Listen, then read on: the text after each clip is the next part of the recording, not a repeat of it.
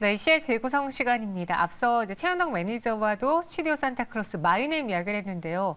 예전보다도 이렇게 흥행작에 대한 기대가 큰 것, 바로 오징어 게임이 전 세계적으로 큰 열풍을 이뤄냈기 때문입니다. 과연 또 우리 국내 K 콘텐츠로 수혜를 볼 만한 기업들이 무엇이 있을까? 여기에 디즈니 플러스도 상륙한다고 하는데요. 이에 대한 이야기 한국투자증권 염정 앱스 팀장님과 다뤄보도록 할게요. 어서 오세요. 안녕하세요. 네, 안녕하세요. 디즈니 플러스까지 들어오면서 우리가 그냥 딱 처음 떠오르는 건 넷플릭스였고요. 네. 여기 뭐 티빙도 있고 여러 가지가 있는데 디즈니 플러스까지 더해지게 됩니다.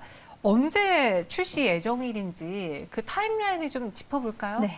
일단 지난주였죠. 10월 14일에 그 런칭에 대한 쇼케이스를 진행을 했습니다. 그를 통해서 출시 예정일은 일단 11월 12일로 이제 예정이 되어 있고요.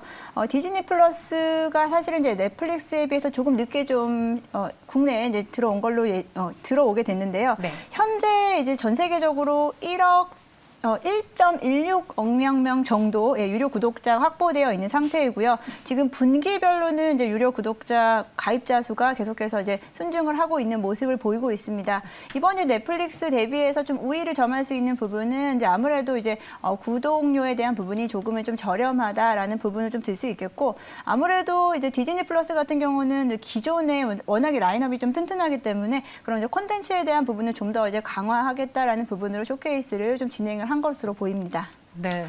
이 디즈니 플러스의 경우는 대표적으로 마블이 떠오르잖아요. 그죠. 이 마블 IP를 충분히 활용할 수 있는 곳, 그리고 아이들도 네. 또 아이들의 그 마음을 잡을 수 있는 곳인데 OTT 시장의 판도를 바꿀까요? 사실 저희는 넷플릭스가 그렇게 흥행을 네. 하고 나서 어느 정도 코로나도 좀 잠잠해지고 그러면 나가 놀다 보니 그죠. 이러한 OTT 예. 업체들은 좀 사그라드는 거 아닐까 했는데 오히려 주가는 더 잘 갔잖아요. 그러니까 말씀하신 대로 이제 코로나19로 인해서 뭐 영화관은 사실 못 가고 그러다 보니까 이제 집안에서 할 수 있는 걸로 넷플릭스에 대한 부분이 좀 이제 부각이 됐는데요. 그 부분이 어떻게 보면은 약간 고착화되는 분위기가 아닌가 싶습니다. 이제 영화관에서 우리가 굳이 꼭 찾지 않아도 조금 더 접근 용이성이 좀 뛰어나다라는 부분도 있고요. 그리고 워낙에 좀 오리지널 콘텐츠에 대한 부분에서 좀 더 강점이 있는 것으로 보여지고 있습니다. 그런 부분에서 사실 조금 주춤했긴 했어요. 올 초반에 좀 OTT 관련주들이 흐름이 조금 좀 약세를 보이나 싶었는데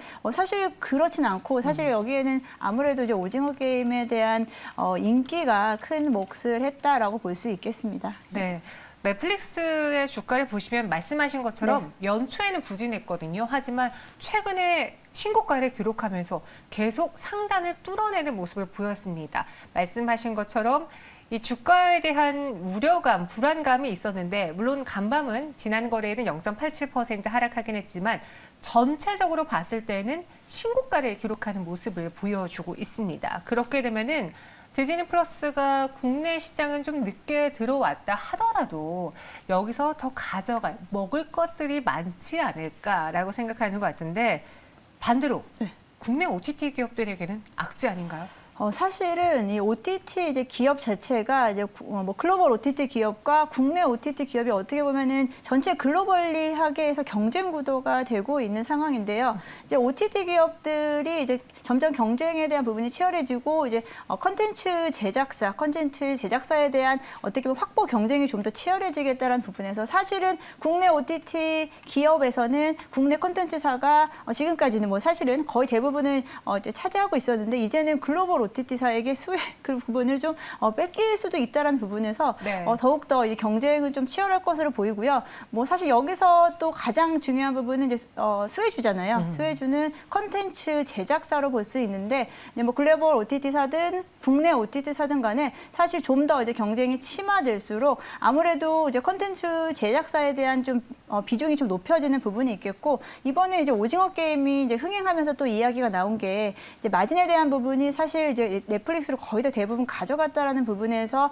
사실 조금은 좀 이제 아쉬운 부분이 있었죠. 하지만 그 부분에서 이제는 컨텐츠가 좀 무기이기 때문에 컨텐츠가 좀 우위를 점할 수 있다. 그에 따라서 이 보장 마진에 대한 부분이 좀 더 확대될 수 있고 디즈니 플러스가 들어옴으로 인해서 조금 더 경쟁이 좀 더 치열해지지 않을까라고 생각을 하고 있습니다.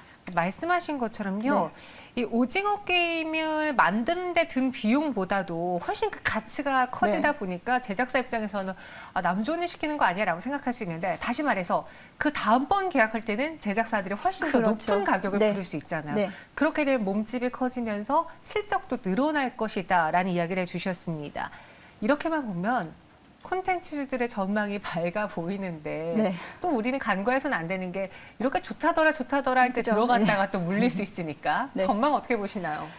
이제 OTT 쪽에서는 이제 OTT 직접적인 OTT 이제 제작사보다는 이제 컨텐츠 쪽이 지금 더 강세를 보이고 있는 부분은 말씀하신 대로 이제 사실 이제 K-컬처에 대한 부분에서 이제 워낙에 지금 레퍼런스가 좋게 나오고 있습니다. 뭐 BTS뿐 아니고 이번에 오징어 게임까지 사실 글로벌 시장 거의 섭렵하다시피 하다 보니까 국내 이제 기업들이 국내 컨텐츠 기업들이 사실 지금 비교 우위를 점하고 있기 때문에 말씀하신 대로 다음번 계약에서는 조금 더 좋은 조건으로 조금 더 많은 수혜를 받지 않을까라고 생각을 하고요.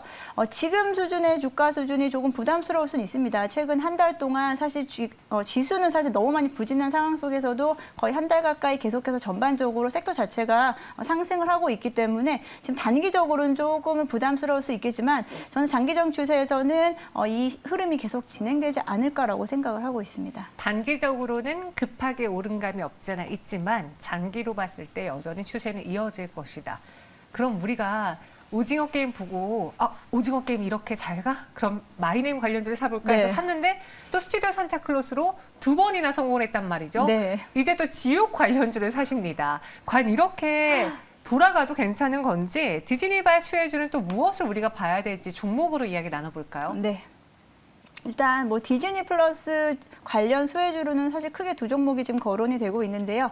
뉴라는 기업과요. 그리고 제이 컨텐츠리 두 기업이 지금 디즈니 플러스의 수혜를 좀 받을 수 있지 않을까라고 보고 있습니다. 말씀하신 대로 지금 이제 이런 컨텐츠 제작사에 대한 부분에서 좀 급하게 좀 움직임이 나타났다라는 부분, 그리고 마이네임 같은 경우에서 사실 아직은 조금은 좀 기다려봐야 될 부분이 좀 있지 않나라는 부분인데 오늘 또 상한가로 바로도 직행을 했다는 맞아요. 부분에서 지금 시장 자체가 조금은 좀 무거운 주식보다는 조금은 좀 소프트하게 좀 시장이 가지 않나라는 이 분위기가 조금 더 이어진다면 이 코스닥 쪽에서의 이런 콘텐츠 관련주들은 움직임이 조금 더 가지 않을까, 결국은 이제 수급이 몰리다 보니까 움직임은 더 가지 않을까라고 생각이 들고 있는데요.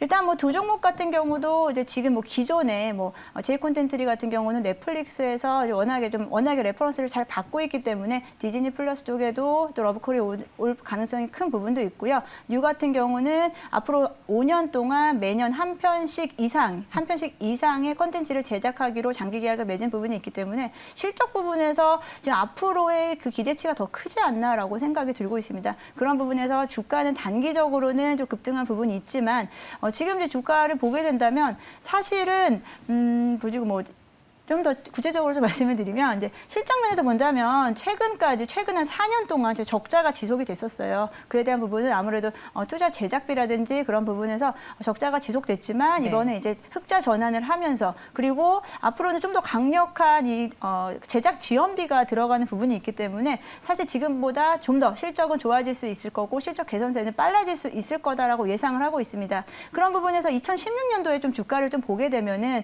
지금 수준보다 높아요. 네, 지금 수준보다 지금 이제 만약 월봉 전체로 좀 전체적으로 놓고 봤을 때는 지금 가격 수준이 그리 높은 편은 또 아니다라고 또 볼 수 있겠고요. 전망으로 봤을 때는 내년도에 뉴 같은 경우는 실적 전망치가 거의 영업이익이 거의 10배 가까운 성장세를 보이지 않을까라고 이제 조심스럽게 전망을 하고 있습니다. 그럼 비추어 봤을 때 조금은 중장기적 차원에서는 지금 단기 주가는 좀 높지만 조금 더 길게 놓고 봤을 때는 지금 가격 수준이 그때 돼서는 높을까라고 좀 다시 한번 좀 되새겨보게 되는 시점입니다. 제작사들의 경우에는 옛날에는 KBS, SBS, MBC 이 셋의 손을 잡아야 되기 때문에 워낙 경쟁도 치열하고 뭐 스타 작가나 스타 PD가 없다면 만들어지지 못하는 경우가 많았는데 이제는 넷플릭스나 이런 글로벌 OTT 업체들이 너네 하고 싶은 거 다 해. 돈 다 줄게. 만들어봐 라고 하니까 더 환경이 좋아졌잖아요. 그러니까 더 좋은 퀄리티로 더 높은 몸집으로 몸값으로 이 시장에 다가설 수 있는 것 같습니다. 좋게 이야기해 주셨어요. 그럼 그 안에서 탑픽 종목으로는 뭘 꼽아볼까요? 가격 전략도 들어볼게요. 네, 뭐 아무래도 제가 앞에서 말씀을 많이 드렸어가지고요. 네.